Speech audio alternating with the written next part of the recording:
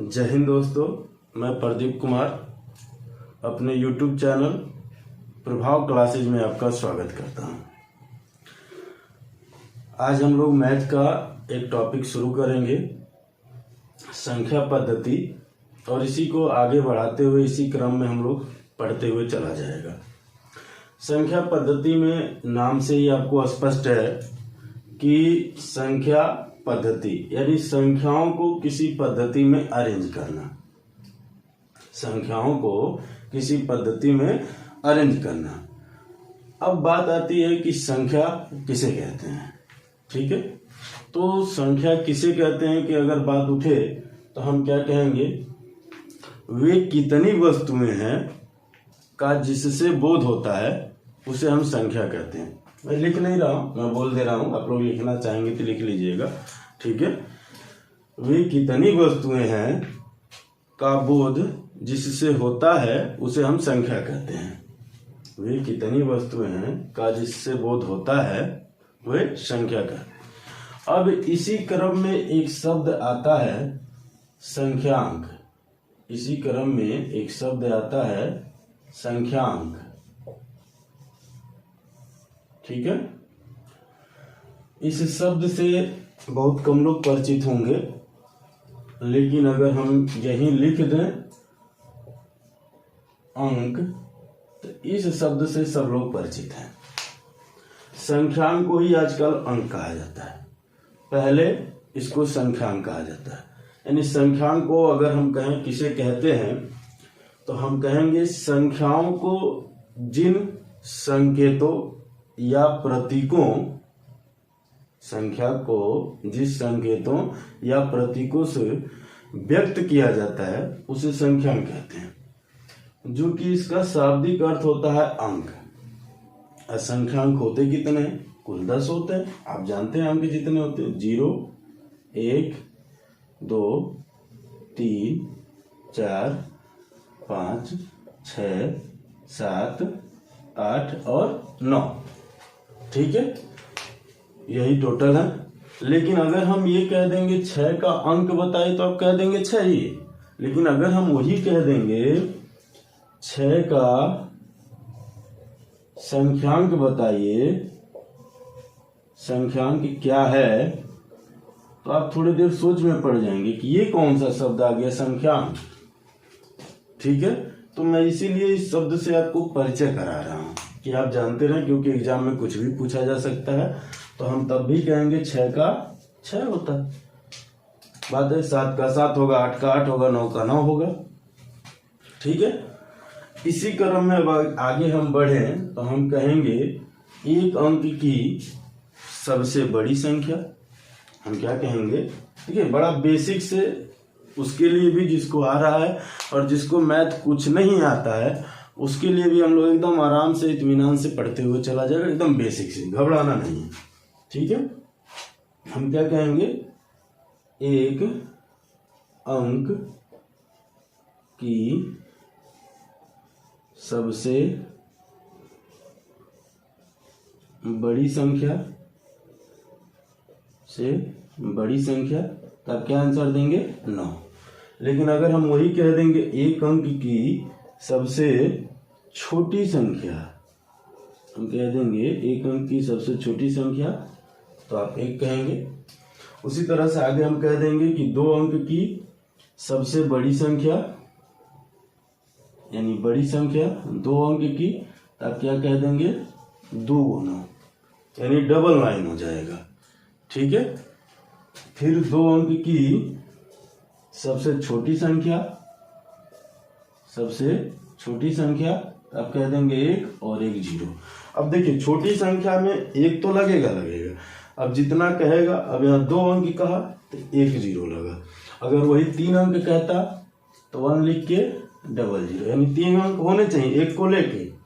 ठीक है, और 3 अंक की बड़ी से बड़ी संख्या 999, फिर 4 अंक की 9999, और 4 अंक की छोटी संख्या 1300, यानी 1000।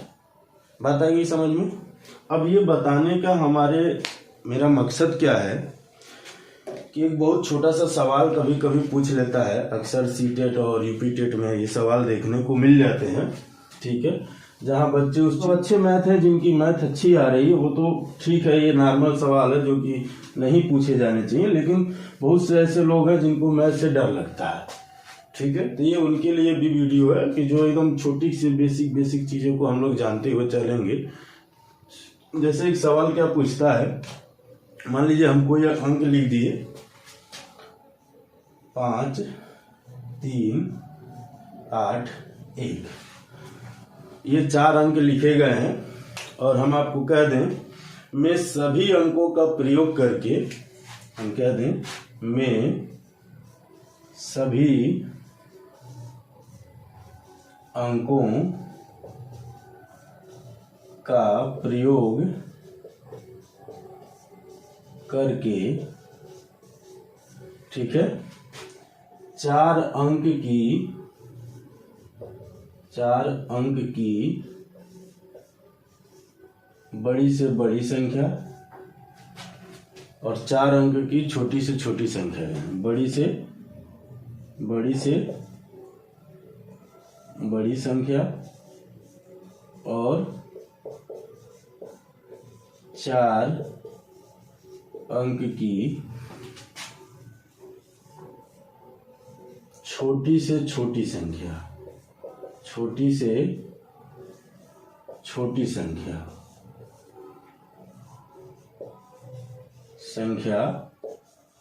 ज्ञात कीजिए, ठीक है। आपसे ये सवाल कह देगा, मान लीजिए ये बड़ा नॉर्मल सा सवाल है, लेकिन उनके लिए जिनको आता है, जिनको मैथ नहीं आ रहा तो उनके लिए यही बहुत बड़ी बात है, ठीक है, कि क्या क्या कह रहा है। तो चलिए इसको हम लोग अगर सॉल्व करेंगे तो देखा जाए क्या होंगे, ठीक है। तो इसमें अगर हम कह दें कि बड़ी से बड़ी संख्या, देखिए इसमें और भी चीज़ें पूछी जा सकती हैं, अभी आगे मैं बता रहा हूं कि क्या पूछी जा सकती है। कि बड़ी संख्या क्या होगी, 4 अंक की बड़ी संख्या क्या होगी। अब यहाँ मैं बड़ी संख्या लिख दिया तो इसका मतलब कि 4 अंक की बड़ी संख्या क्या होगी। तो जब बड़ी संख्या बनाते हैं तो उसमें हम ध्यान देते हैं कि ये जो आपके सामने अंक दिए गए हैं इसमें सबसे बड़ा कौन है। तो आप देख रहे हैं 8 है तो उसको लिखिए, फिर उससे छोटा 5, फिर 3, फिर 1, तो ये बड़ी संख्या बन गया। लेकिन अगर हम छोटी संख्या बनाएंगे तो, अगर हम छोटी संख्या बनाएंगे तो क्या बन जाएंगे, जो सबसे छोटा होता है उसको पहले लिखते हैं यानी 1, फिर उससे बड़ा 3, फिर उससे बड़ा 5, और जो सबसे बड़ा होता है वो लास्ट में। देखिए बड़ी संख्या बनाते हो तो सबसे बड़ा पहले आ रहा है, छोटी संख्या बनाते हो तो सबसे बड़ा लास्ट में जा रहा है। तो पहला तो यही पूछ लेता है। दूसरा आपसे कभी कभी ये पूछ लेता है कि सबसे बड़ी और सबसे छोटी संख्या का योग बताइए, यानी इन दोनों का योग। आपसे कह दिया सबसे बड़ी और सबसे छोटी संख्या का योग बताइए, और फिर आपसे इसी क्रम में कह सकता है कि सबसे बड़ी और सबसे छोटी संख्या का अंतर बताइए। तो मान लीजिए अगर आपसे कह दिया योग बताइए, तब क्या लिखेंगे 8531, छोटी में क्या है 1358, इनको जोड़िए 8 1 9 5 3 8, फिर 5 3 8 8 1 9, ये तो योग हो गया। अगर आपसे अंतर कह दिया यानी घटाना, तो आप क्या कहेंगे, वही लिखेंगे 8531 माइनस, यहाँ प्लस हो गया 1358। तो देखिए 1 में से 8 तो जाएगा नहीं, तो ये इसको दहाई देगा। इसको जब वो दहाई देगा तो क्या हो जाएगा भाई, जब इसको ये दहाई देगा तो क्या हो जाएगा, वहां पर हो जाएगा 11। क्या हो जाएगा 11। अब 11 में से 8 जाएगा तो आप क्या कहेंगे 3 होगा। अब ये एक इसको दे दिया है तो यहाँ बचा है 2, यहाँ क्या बचा है 2। इसका मतलब ये हुआ कि अब 2 में से 5 जाएगा तो नहीं जाएगा, क्योंकि ऊपर वाला छोटा है। वो कब जाता जब 5 से बड़ा होता तब घटता, तो ये इसको एक दहाई देगा। तो कितना हो जाएगा भाई 12। 2 था, दहाई का मतलब हम 10 देते हैं, ठीक है। तो 10 2 12, अब 12 में से 5 जाएगा तो 7, यहाँ बचा है 4, 4 में से 3 जाएगा 1, और यहाँ बचा है 8, 8 में से 1 जाएगा 7।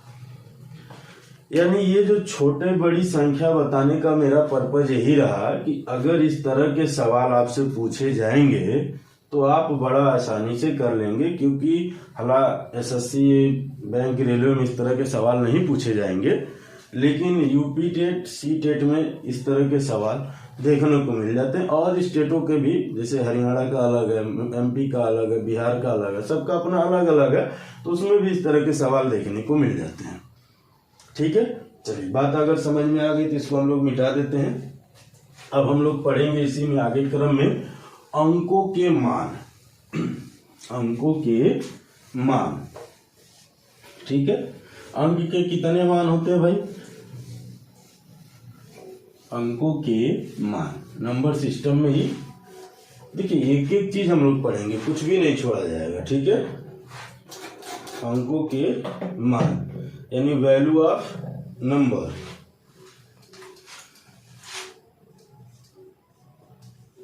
अंकों के मान, ठीक है। अंकों के मान, वैल्यू ऑफ नंबर।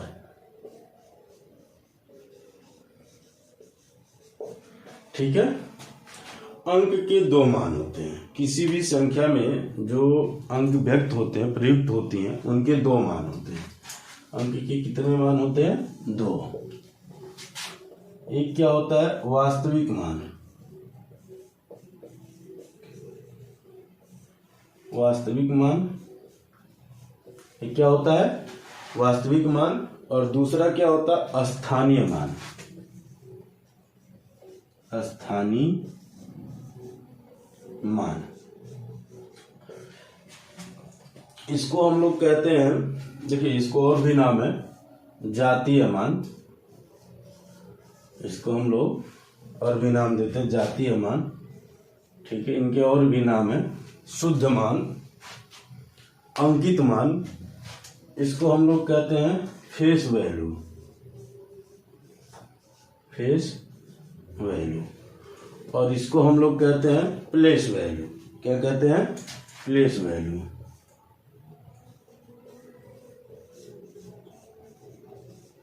बात आई समझ में? इसका और क्या नाम है? अंकित मान, ठीक है। शुद्ध मान भी कहते हैं, शुद्ध मान भी कहते हैं। बात समझ में आई? यानी अंकों के 2 मान है, वास्तविक मान, स्थानीय मान। वास्तविक मान का दूसरा नाम जातीय मान भी है, और इसका नाम है अंकित मान और शुद्ध मान। ये सारे नाम हैं। अब इसको हम क्या कहते हैं? फेस वैल्यू के, ठीक है। यानी ये कभी बदलते नहीं है, इनके मान कभी बदलते नहीं है। यानी किसी भी संख्या का वास्तविक मान स्थिर रहता है, यानी इसका मान स्थिर रहता है, लेकिन इसका मान बदलता रहता है। जैसे हम लोग संख्या से समझते हैं, मान लीजिए हमने कोई संख्या ले लिया, जैसे 8768, हमने चलिए एक संख्या ले लिया, और हम आपसे कह दिए कि 8 का जातीय, क्या कह दिए? जातीय मान ज्ञात कीजिए। देखिए ये मैं आपको बताया इसलिए कि कभी कभी एक नॉर्मल छोटा सा सवाल आपसे पूछ लेगा कि वास्तविक मान का दूसरा नाम क्या है, तो बहुत छोटा सा सवाल है, लेकिन आप चीजों को नहीं समझ पाते, इसीलिए हमने इसके सारे नाम लिख दिए कि आप उन सब चीजों को जानते हैं।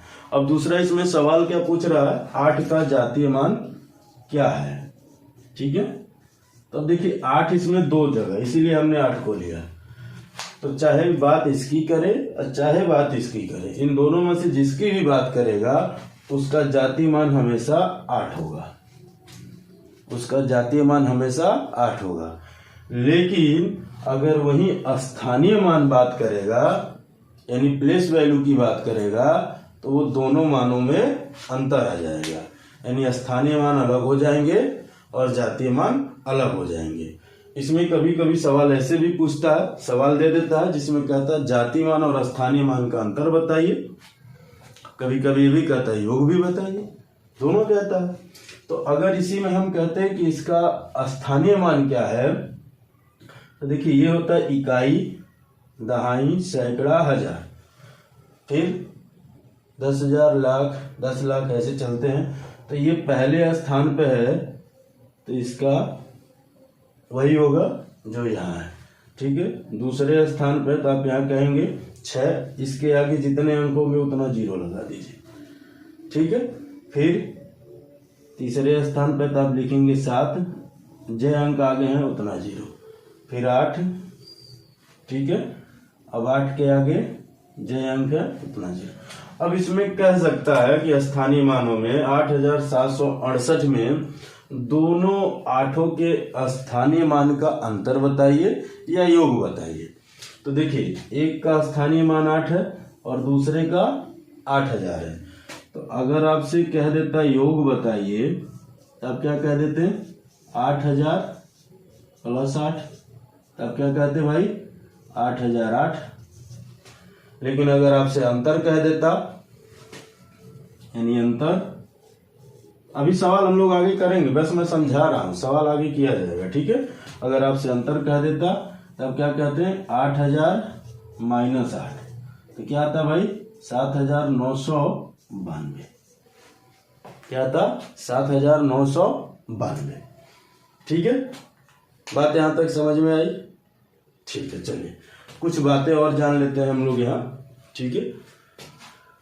स्थानीय मान यानी स्थानीय मान और जाति मान में अंतर क्या है कि इसके मान बदलते रहते हैं लेकिन इसके मान नहीं बदलते हैं। यानी हम कह देते 7 का अंकित मान चाहे जाति मान क्या है तो 7 होता है, 6 का क्या है तो 6 होता है, लेकिन इनमें हम कहेंगे तो ये चीजें अलग अलग हो जाएंगी। देखिए 7 का 700, 6 का 60, 8 का 8, दूसरे 8 का 8000।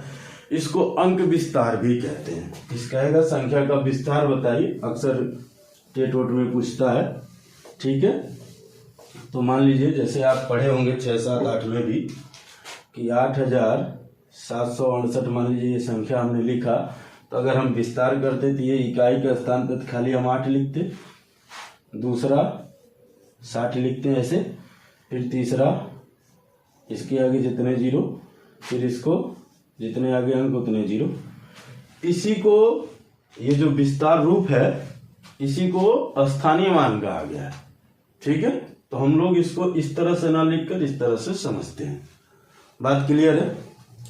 चलिए कुछ नोट लिख लीजिएगा। अगर बात यहाँ तक क्लियर है तो हम लोग आगे बढ़ते हैं। घबराना नहीं, बड़ा इत्मीनान से हम लोग पढ़ा जाएगा, सारी चीजें पढ़ा जाएगा, इसमें कोई घबराने वाली बात नहीं है,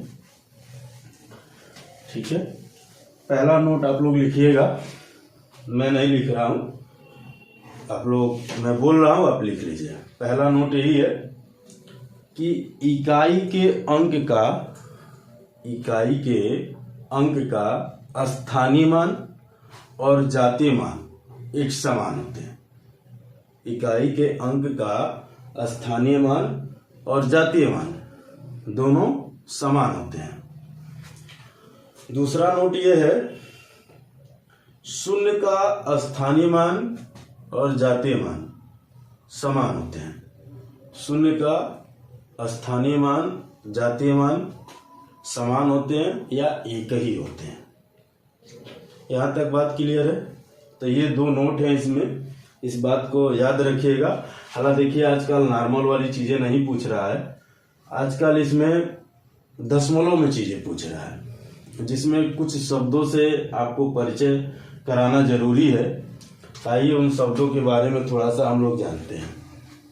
पहला शब्द आता है दशांक, ठीक है। पहला शब्द आता है दशांक। दशांक का मतलब क्या होता है कि दशमलव का पहला अंक। जैसे चलिए हम लोग थोड़ा इसको एग्जांपल से समझते हैं। मान लीजिए हमने लिख दिया 567.123, हमने ऐसे लिख दिया, ठीक है। तो देखिए ये जो दशमलव लगे हैं ना, इस दशमलव के बाद के जो अंक हैं इसको हम लोग 123 नहीं पढ़ सकते, इसको हम लोग 1, 2, 3 ही पढ़ेंगे। तो यानी जो दशमलव के तुरंत बाद यानी जो पहला अंक होता है इसको हम लोग दशांक कहते हैं, क्या कहते हैं, दशांक कहते हैं। और दशमलव के बाद जो दूसरा अंक होता है, यानी अगर हम कहेंगे इसका स्थानीय मान क्या होगा, तो आप ये कहेंगे 1/10, क्योंकि देखिए यहाँ जो दशमलव लगा एक अंक है, अगर हम उस दशमलव हटाएंगे तो बटे 0 जाएगा ही जाएगा भाई, ठीक है, क्योंकि आप लिखेंगे 0.1, ठीक है। और दूसरा जो होता है, यानी जो दूसरा अंक है वो शतांक होता है। क्या होता है, शतांक। अगर इसकी स्थानीय मान की बात, यानी इसका मतलब क्या होता है, दशमलव का दूसरा अंक, यानी दशमलव के बाद का दूसरा अंक। यानी अगर इसका स्थानीय मान की बात किया जाएगा तो हम कह देंगे 0.02, इसका पहले ऐसे लिखा जाएगा 0.1, तो ये हो जाएगा। अब इसको और विस्तार से लिखते तो हम क्या लिखते, ये दशमलव हटाने के लिए 2 पहले, कै अंक बाद, 2 अंक बाद, तो नीचे 1 लगा के उतना 0 है। और तीसरा जो अंक है इसको हम लोग कहते हैं सहस्त्रांक, सहस्त्रांक, ठीक है। यानी इसका मतलब हुआ दशमलव के बाद तीसरा अंक। इसका क्या मतलब हुआ, दशमलव के बाद तीसरा अंक। यानी अगर इसका आपका स्थानीय मान कहे तो आप क्या निकालेंगे, 0.003, ठीक है। यानी इसको हम और क्या लिख सकते हैं, इसको हम लिख सकते हैं कि 3/1000, क्योंकि दशमलव के बाद 3 अंक है, ठीक है। यहां तक बात क्लियर है कि कहीं डाउट है? तो चलिए, अगर क्लियर है तो इसमें दोनों बातें कहेगा, ठीक है। अब इसमें अगर जातीय मान कह देगा आपसे, अगर जातीय मान कह देता तो चाहे दशमलव के बाद हो और चाहे दशमलव के पहले हो, उसमें कोई फर्क नहीं पड़ता है। चाहे दशमलव के बाद हो चाहे दशमलव के पहले हो, उससे कोई फर्क नहीं पड़ता। यानी 1 का जातीय मान 1 होता, 2 का जातीय मान 2 होता, 3 का 3 होता, 5 का 5 होता, 6 का 6 होता, 7 का 7 होता। लेकिन स्थानीय मान में फर्क पड़ता है। दशमलव के पहले वाले अंक में मान लीजिए अगर हम इसका कहते तो ये 7 होता, लेकिन इसका कहते तो ये 60 ही होता, क्योंकि एक अंक 0 लग जाएगा। और इसका कहते हैं तो ये 500 होता। इसका चीजें फर्क पड़ेंगी, लेकिन इसमें अगर जातीय मान कहेगा तो कोई फर्क नहीं पड़ेगा, लेकिन स्थानीय मान में फर्क पड़ेगा, ठीक है। कोई ना कोई जो यहाँ अंतर है, इसी चीज को हम लोग यहाँ समझा रहे हैं। देखिए, यही दशांक है।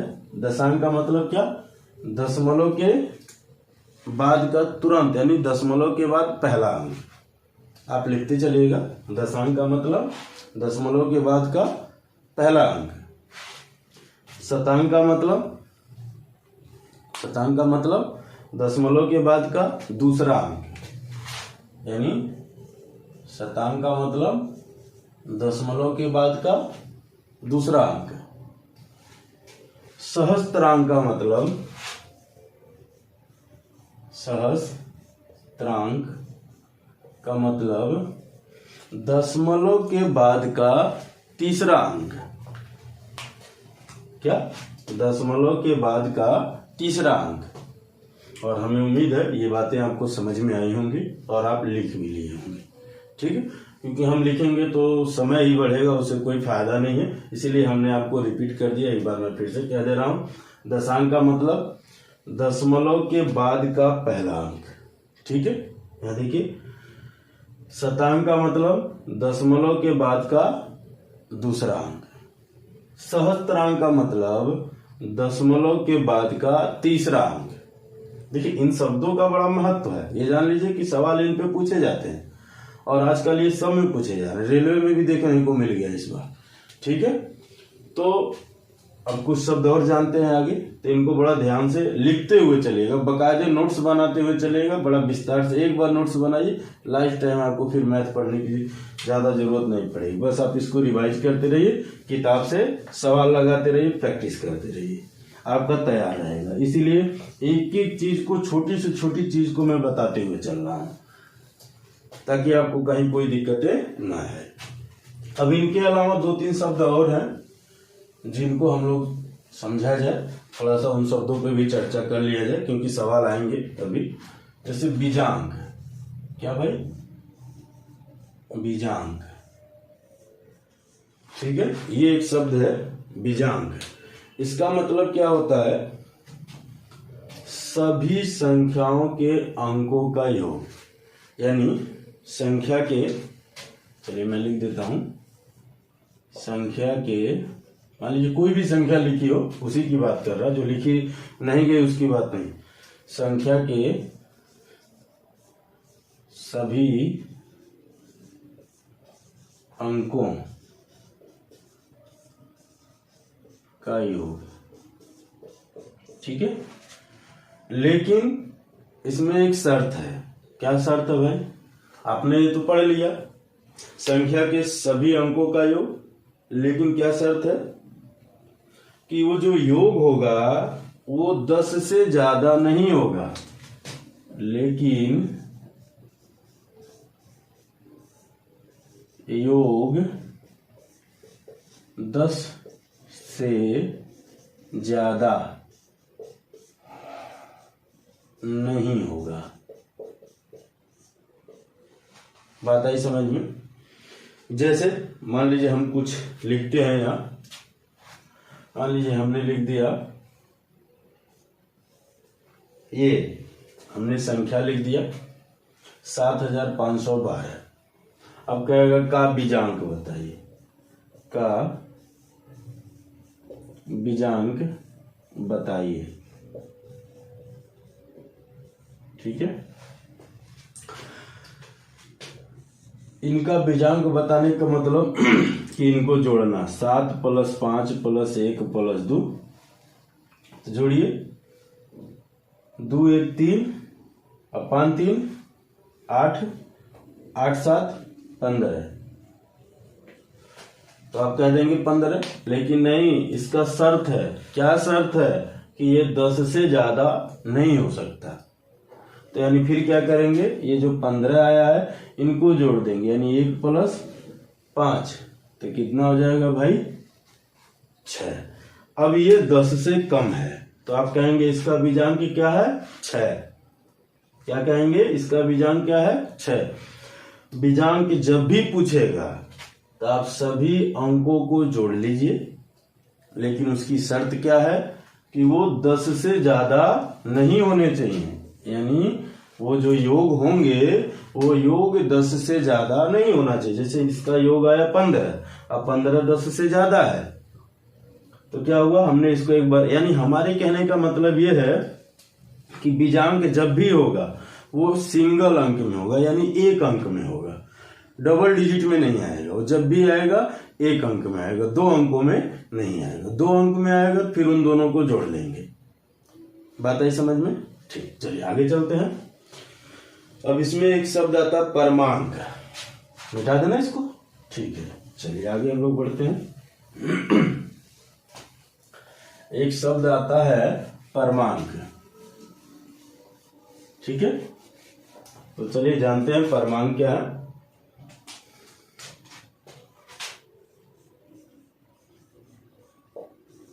हम उम्मीद करते हैं कि आप बोर नहीं हो रहे होंगे, मजा आ रहा होगा आपको पढ़ने में, ठीक है। जिन 2 अंकों का योग 10 हो, यानी परमांक क्या है? जिन 2 अंकों का योग 10 हो उसे हम परमांक कहते हैं। जिन 2 अंकों का योग 10 हो, क्या हो? जिन 2 अंकों का योग 10 हो उसे हम क्या कहेंगे? परमांक कहेंगे। जैसे अब हम कह दिए कि 2 का परमांक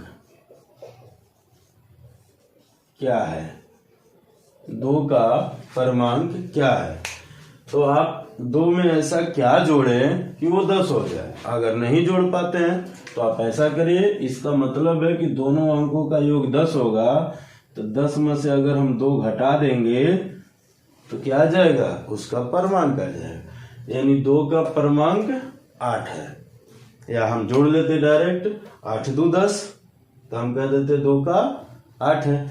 इसका मतलब 1 का कितना हुआ? आप कहेंगे 9, 2 का तो हमने बता ही दिया, अब कहेंगे 8, 3 का 7, 4 का 6, 5 का 5 होगा।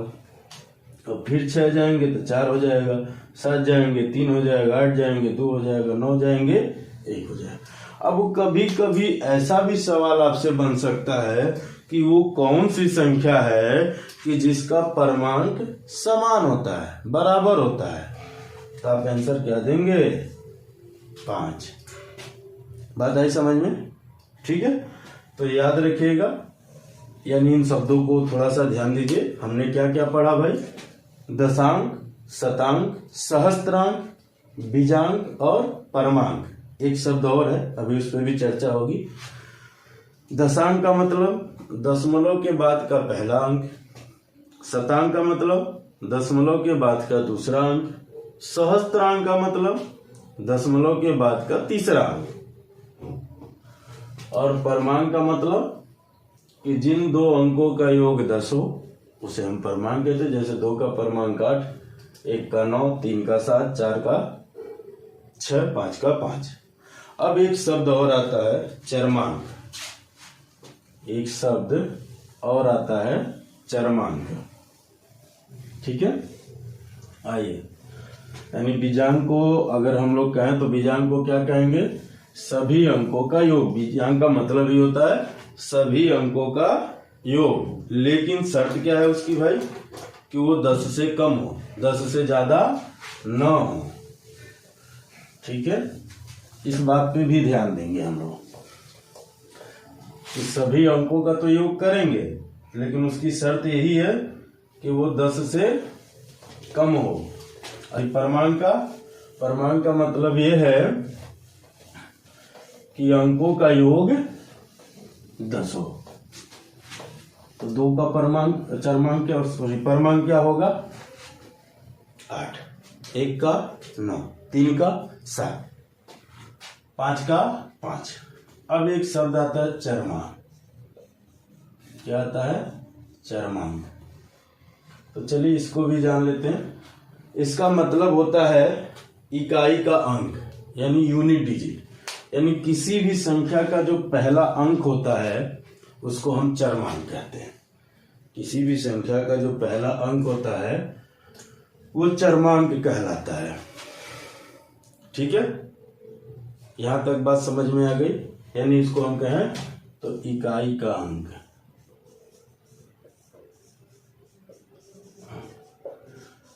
जैसे 725 हमने एक संख्या लिखा, का चरमांक बताइए, तो आप क्या कहेंगे? 5। ठीक है, क्या कहेंगे? 5। चलिए अब इस पे कुछ सवाल हम लोग करते हैं और जानते हैं इसको सवालों के माध्यम से। सवाल आपकी स्क्रीन पे यहाँ लग जाएंगे, मैं पढ़ देता हूं उसको। 5364 5364.218 में दशांक, शतांक और सहस्त्रांक। किसका में दशांक, शतांक और सहस्त्रांक। ठीक है,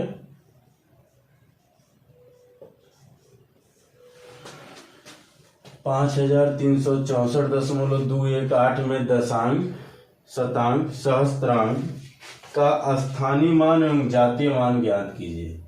का क्या? स्थानीय मान और दूसरा जातीय मान। बात है समझ में? का स्थानीय मान और जातीय मान ज्ञात कीजिए। तो हमने आपसे कहा है कि दशमलव में हो या चाहे विदाउट दशमलव, यानी दशमलव न हो, जातीय मान सबका वही रहेगा। यानी 8 का जातीय मान 8 होगा, हम कह देते 8 का जातीय मान 8 होगा। ठीक है, हम मान लिख देते हैं पूरा। 8 का जातीय मान 8 होगा,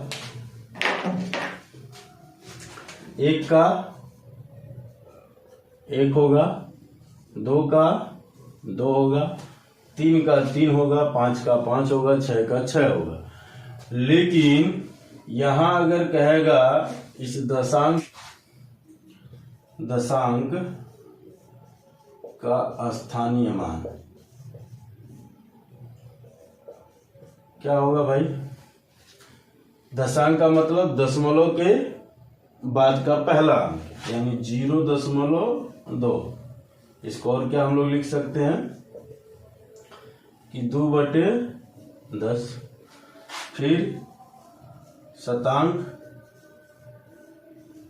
का स्थानीय मान क्या होगा बताइए? ठीक है, तो ये होगा शतांक का मतलब दशमलव के बाद का दूसरा अंक, यानी 0.01। और इसको हम लोग क्या लिख सकते हैं? इसको लिख सकते हैं 1/100, क्योंकि 0.2 अंक बाद है, 0.3 अंक बाद रहेगा तो 1/1000। उसी तरह से सहस्त्रांक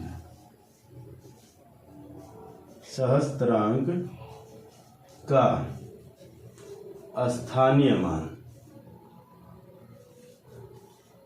ठीक है, इसका मतलब क्या हुआ आपका? दशमलव के बाद का तीसरा अंक, यानी 0.008। तब क्या कहेंगे इसका मतलब? 8/1000। अगर आपके ऑप्शन में इसी तरह के दिया है तो आप इसी तरह के लिखिए, नहीं तो अगर ये काट सकते हैं तो आप काट दीजिए, ठीक है। अगर आप काट सकते हैं तो काट दीजिए। आइए ऑप्शन के ऊपर डिपेंड करेगा कि ये किस फॉर्मेट में दिया, इसका छोटा वाला मान दिया कि यही दिया हुआ, ठीक है। बात आ गई समझ में? तो ये इस पे इस तरह के सवाल बनते हैं, तो हमें लगता है कि ये चीजें आपको समझ में आई होंगी। चलिए आगे भी सवाल देखते हैं हम लोग, ठीक है। अब सवाल करेंगे, बेसिक चीजें हम लोग इसमें जान गए, ठीक है। बेसिक चीजों को हम लोग समझ लिए हैं, अब आगे बढ़ा जाएगा सवाल करते हुए, ताकि चीजें एकदम क्लियर होती चले आपको। जितना ज्यादा सवाल करेंगे उतना ज्यादा आपको मैथ आएगा, जितना सवाल कम करेंगे उतना ही आपको कम आएगा, ठीक है। चलिए आगे चला जाए। हाँ तो आइए अगला सवाल है 7526 दशमलव 489 में शतांक के स्थानीय मान का 1000 गुना, में शतांक के स्थानीय मान का, इसका शतांक का जो स्थानीय मान है इसका 1000 गुना, ठीक है, का 5वां भाग किस स्थान वाले अंक का पूर्ण वर्ग है? बात समझ में आई? कह रहा 7526.489 में शतांक के स्थानीय मान का 1000वां गुना का 5वां भाग किस स्थान वाले अंक का पूर्ण वर्ग है? तो आइए समझते हैं हम लोग। तो शतांक मतलब क्या हुआ भाई? अभी सवाल इधर लग जाएंगे, ठीक है। शतांक का मतलब हुआ कि दशमलव के बाद का दूसरा अंक। शतांक का मतलब क्या हुआ? दशमलव के बाद का दूसरा अंक। तो हम क्या कहेंगे? शतांक का स्थानीय मान। स्थानीय मान तब क्या कहेंगे? 0.08, यानी 8/100 का 1000वां गुना, हमने निकाल लिया भाई, 1000 गुना का 1/5 भाग का है, हाँ, का 5वां भाग, यानी 1/5।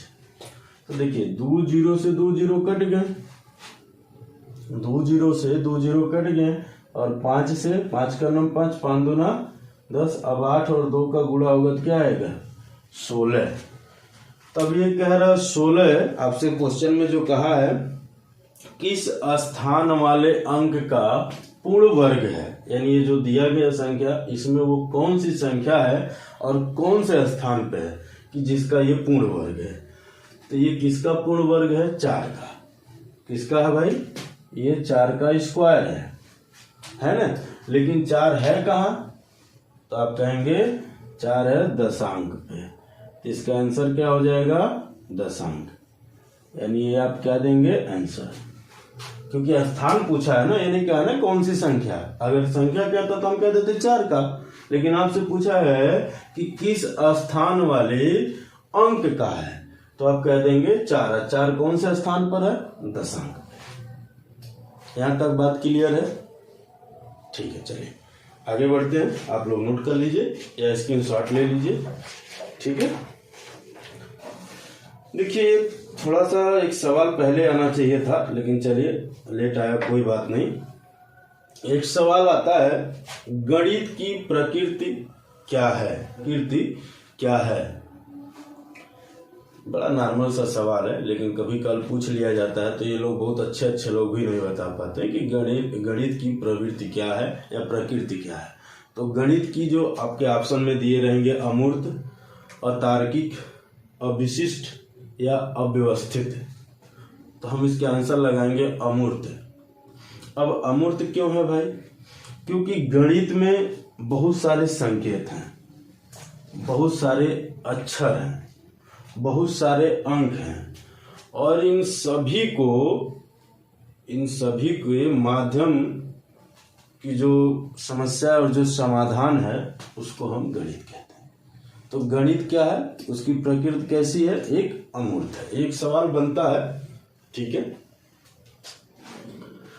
ये सीटेट का पूछा हुआ सवाल है, लेकिन मान लीजिए रेलवे में भी आ सकता है, क्योंकि इस तरह के सवाल रेलवे में पूछे जाते हैं। चलिए अगला सवाल हम लोग देखते हैं। अगला सवाल है, ठीक है, 63606 यानी 63,606 में 6 के स्थानीय मानों के योगफल तथा बीजांक ज्ञात कीजिए। तो देखिए यही लिख देते हैं आगे, में 6 के स्थानीय मानों तथा बीजांक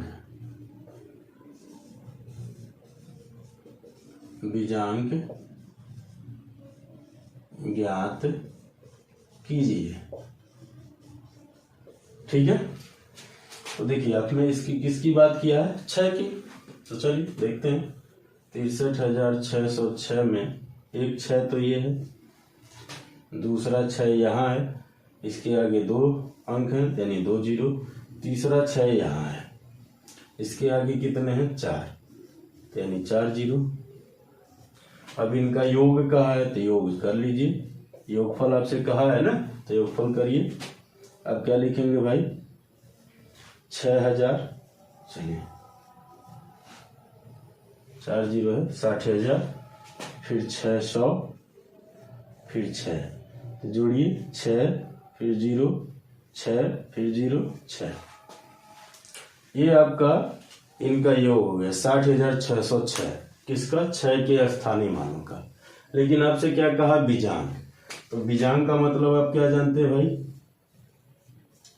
बताइए। बीजांक का मतलब जानते हैं कि सभी अंकों का योग। तो आप क्या कहेंगे, 6 + 0 + 6 + 0 + 6। तो 0 जोड़ेंगे तो वही चीज आती, लेकिन हमने लिख दिया है चीजें समझाने।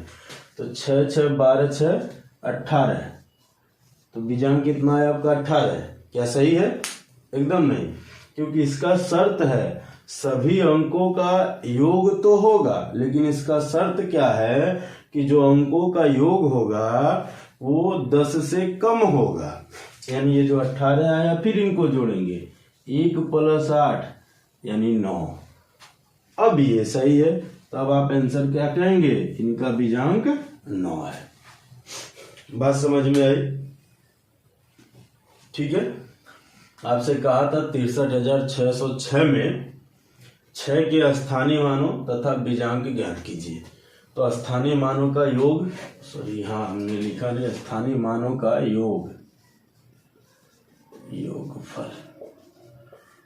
योगफल तथा बीजांक ज्ञात कीजिए। हमने लिखा नहीं था लेकिन हमने पढ़ा है उसको, ठीक है।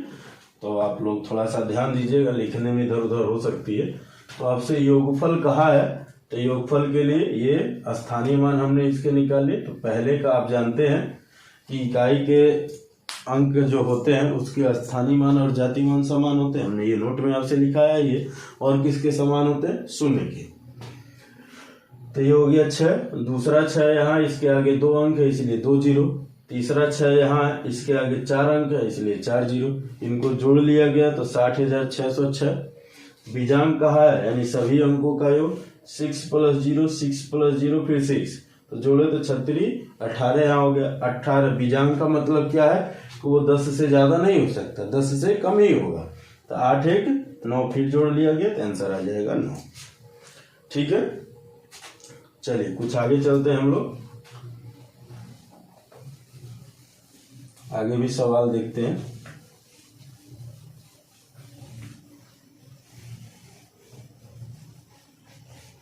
आपके सवाल लग जाएंगे, आपकी स्क्रीन पे यहाँ दिखेंगे।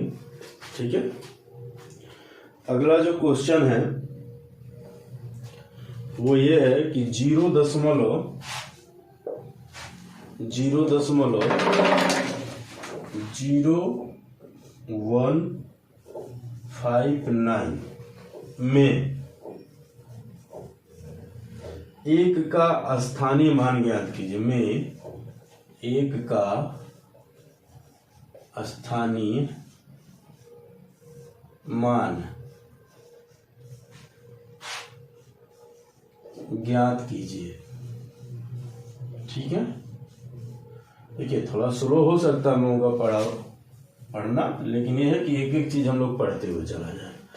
तो अब आप यहाँ देखिए, अगर इसमें बात किया जाए, आपके ऑप्शन इसमें दे रखे हैं।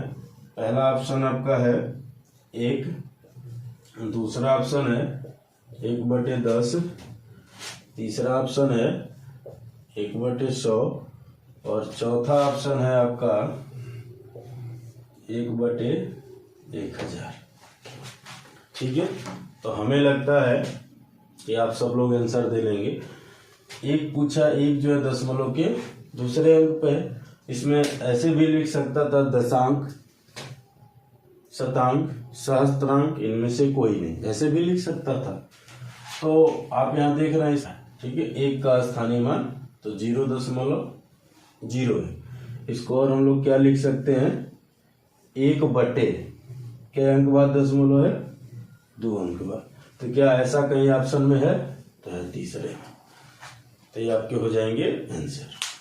ठीक है, बात समझ में आई? ठीक है, चलिए अगर समझ में आई इस चीज को, अगर इसी में से हम कह देते कि चौथा भाग है तो 100वां में से 1 भाग है वो। ठीक है, अगर यही हो जाएगा, कुछ और भी चीजें इसमें बढ़ा, चौथे स्थान पे है तो इसका नाम जो देता वो क्या देता, शतांक। देखिए पहला अंक दशांक, दूसरा शतांक, तीसरा सहस्त्रांक, चौथा नहीं पूछता है। ठीक है, अब इसमें आगे जो हम लोग पढ़ेंगे, ठीक है, एक सवाल मैं यहाँ आपको लिख देता हूँ, लिखने देता है, लग जाएगा आपकी स्क्रीन पे, इसको आपको करना है। ठीक है, नहीं आएगा तो ये कल मैं बता दूंगा, और आगे हम लोग इसी क्रम को आगे बढ़ाते हुए आगे चला जाएगा, क्योंकि वीडियो काफ़ी लंबा हो जाएगा। ठीक है, तो इसको यही हम लोग समाप्त करते हैं। आगे हम लोग पढ़ा जाएगा संख्याओं की प्रणाली में, आगे बढ़ते हुए और आगे चला जाएगा। ठीक है, धन्यवाद आपका।